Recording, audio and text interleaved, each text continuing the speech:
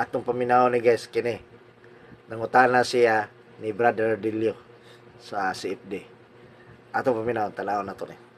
Ibang Katoliko na mo nga daghang kayong mga santos.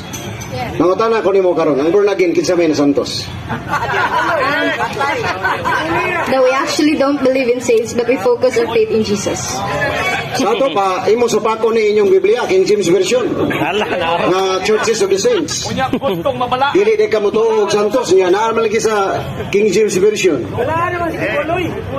Nga niingon nga Churches of the Saints. Oh, ilan ni? King James Version, sister, oh. This is the King James Version of the Bible, no? 1611, no? Ono, Korinto, Kapitulo 14, versikulo 33. Okay. Baliw ko na pagbasa. For God is not the author of confusion, but of peace, as in all churches of the saints. So, kini mga santos rin sa Biblia, mao ni ang nas langit mga Katoliko. Mangutana ko nimo karon, asa sa born again, even your founders, Mr. Chu from Hong Kong. Tagay ko sa Biblia og na santos buto siya kay mobalhin mi nimo, kung wala balik na lang, luoy kay ka. Actually, now, brothers and sisters, I want you to listen to this.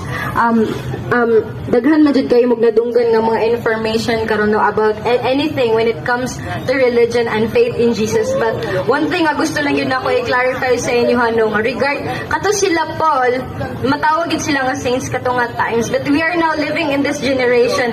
And sa gingon sa word sa Ginoo no, kung unsa nga spirit ang naa ato nga mga tao, unsa ang spirit nga naa kay Paul, kang Peter is the same spirit that lives in you when you believe in Jesus. So mao jud na siya nga ko ang stand.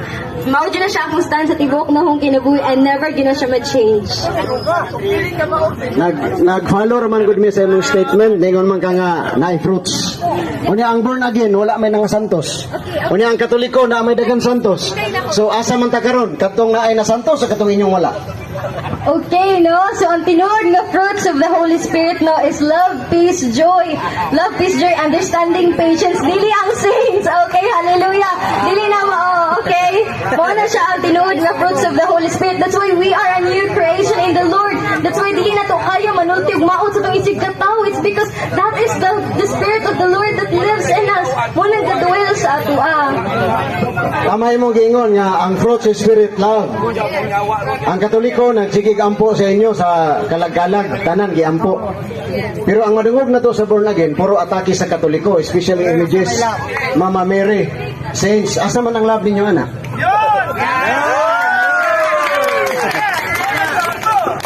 Okay, ani man na, sakit mo yun ang truth, no?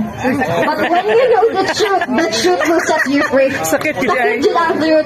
And dili jud mawala, in this dark world, magawas jud what is truth. Now, sorry kung sometimes masakitan ang inyong church. Now, sorry kung sometimes na may ma-hear ng mga ngana. But I'm telling you, when you hear what is the truth, seek the truth and the truth will set you free. That's all. Layo kayo.